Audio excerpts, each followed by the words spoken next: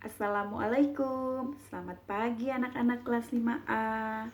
Oke, hari ini kita akan mulai pembelajaran matematika. Ibu sedikit menjelaskan biar kamu lebih paham.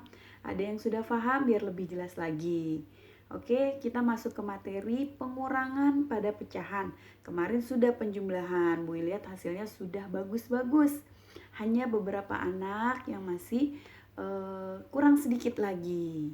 Makanya Bui kasih videonya, Bui ajarkan. Kemarin-kemarin juga sudah Bui kasih videonya. Nah, kalau sekarang dari Bui langsung mungkin ada yang lebih mudah mengerti jika Bui yang menjelaskan. Maaf ya, Bui tidak ada papan tulis, jadi lewat buku aja. Oke, di sini ada pengurangan pada pecahan. Contohnya, nah, di sini masih sama penyebutnya. Ingat, yang bawah ini penyebut.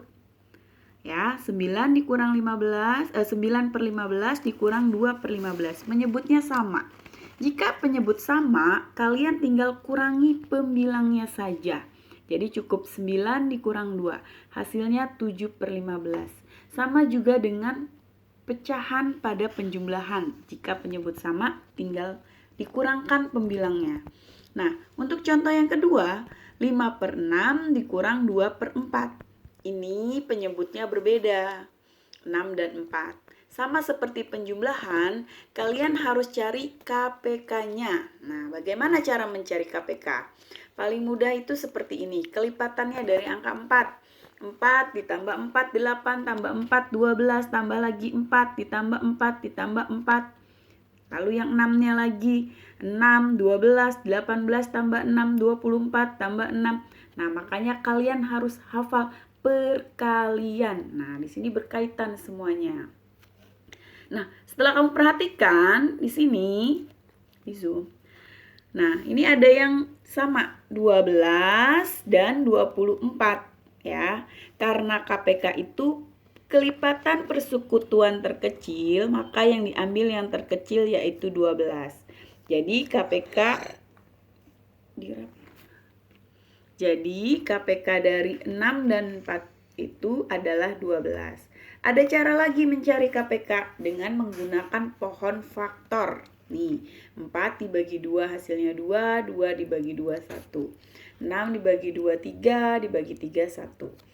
Nah, lalu KPK dari pohon faktor 4, 2 kali 2, ada 2 kali 2. Sedangkan dari 6, 2 kali 3. Duanya ini sama, jadi diambil 1.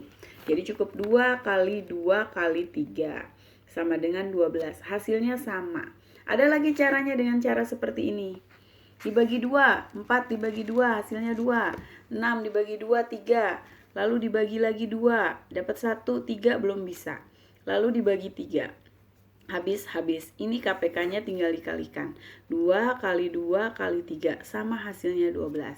Sudah dapat KPK-nya? Mau cara apapun boleh. Ini boleh, ini boleh, yang ini boleh. Yang mana saja yang kamu anggap paling mudah. Oke, paham ya? Setelah itu kita lanjut. Kita masukkan ke sini. Sudah dapat KPK-nya 12. Bagaimana caranya? 12 ini ingat dibagi 6. Nah, hasilnya berapa 12 bagi 6? Ya, betul, 2.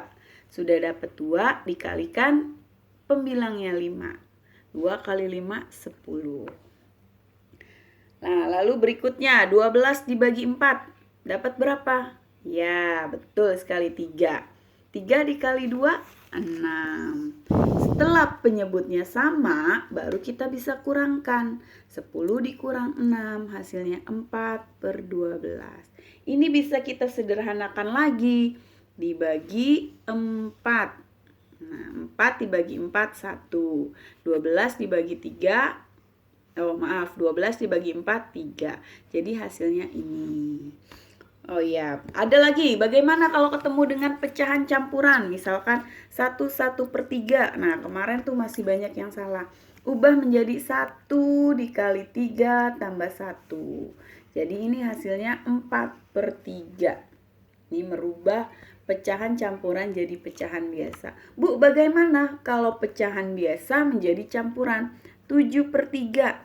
Nah, ini sama. Kamu bagi 7 dibagi 3. Ini dapat 2.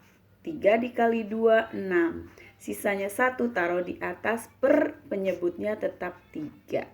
Nah, bagaimana? 2/1/3 ini dijadikan pecahan biasa. 2 dikali 3 tambah 1, 7/3. Nah, ini sama. Ya kan? Betul berarti hasilnya. Bagaimana kalau pecahannya desimal? 0,2. 0,2 ini jadikan pecahan biasa, jadi 2/10. Ingat, satu angka di belakang koma per 10.